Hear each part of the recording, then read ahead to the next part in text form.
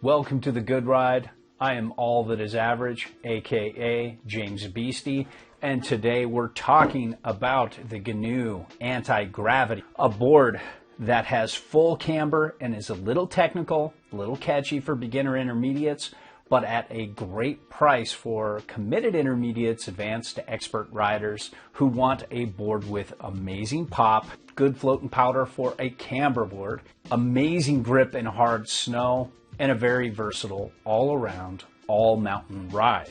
I've ridden this in every version that was made. The older one with the pointed nose, I rode that extensively in powder and groomers. I rode this newer model in hard snow, medium snow, and even a little powder with Union Force, Union Atlas in the past, Nitro, Team TLS boots, my primary these days, but in the past a lot of other boots as well. I also compared the Antigravity against the 56 Dynamo, the 56 and 59 Librig on several different occasions. When it comes to sizing, I've tried the 59 in the past and that just felt too big, too slow for my specs.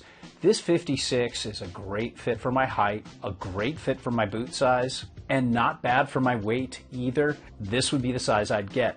And as you know, this review is honest and objective for you, the consumer, and we can do that thanks to sponsorship from Blower Board Shop. They sell exclusively to snowboarders, have been doing so for a long time, and will compete with the major online stores out there. They have excellent customer service, fast shipping, and they'll do everything the big brands do. So they're very deserving of your hard-earned cash. Now let's talk shape and where you are on this board. This is tapered and directional, but there isn't much taper. There's only 3 mil difference between nose and tail. This does have a much longer nose and a much shorter tail, and they've added some surface area the last few years versus the old one that had more of a point, but it's the same board between the feet. Now there's a 1-inch setback on side cut, and they don't specify the reference stance, so what I usually do is just go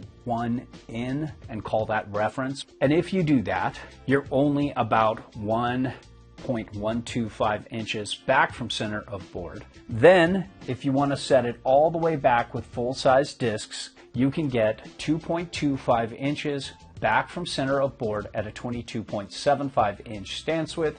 So most people who own this 56 won't be able to set it all the way back unless they're really into freeing the taint. Then looking at this camber profile, it is full camber from tip to tail with a passive bend in the middle that helps generate a little more pop, a little more drive.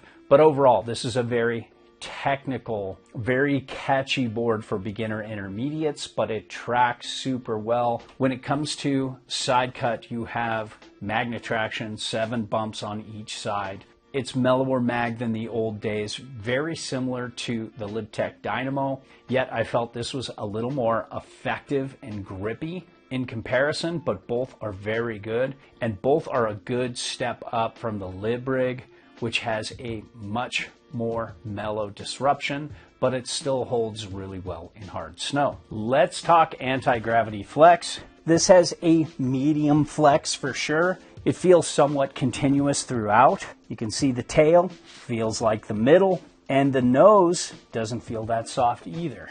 In comparison to the Dynamo, it feels a little stiffer, and when I get this on snow, it feels damper, faster, a little more work to pop it, which is interesting because apparently they have the same flex.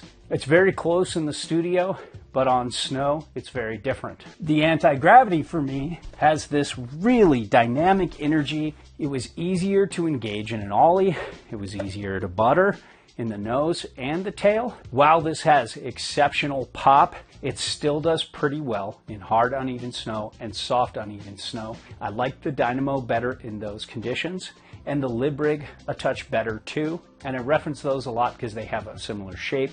But this is no slouch, and it's not bad for what you get at this price point. It's even okay on a straight line, but I definitely like the Dynamo and Librig a little better for that. When it comes to base glide, Mervin, aka Gnu, LibTech, doesn't make the best bases, but it's decent enough. especially for this price point. It held its wax better than the higher end bases. It didn't have a lower low when the wax wore off, but when well waxed, in comparison to a higher end base from Libtech or Gnu that was well waxed, those had a little more glide. This board can initiate a turn really quickly if spec'd right, like I did. This went anywhere I needed it to go. It was medium fast, bordering on fast, and I really liked how quickly this could turn in tight spots or on messy days. It never fatigued me. And this 8-meter side cut for the 56 has a very balanced turning experience that can do just about any kind of turn. It's not the dampest board, but you can point it and go straight, and the side cut isn't going to fight you or make longer, drawn out down the line turns. But if you like quick turns and across the groomer turns and circle carves, this can accommodate that as well too. It does everything really well.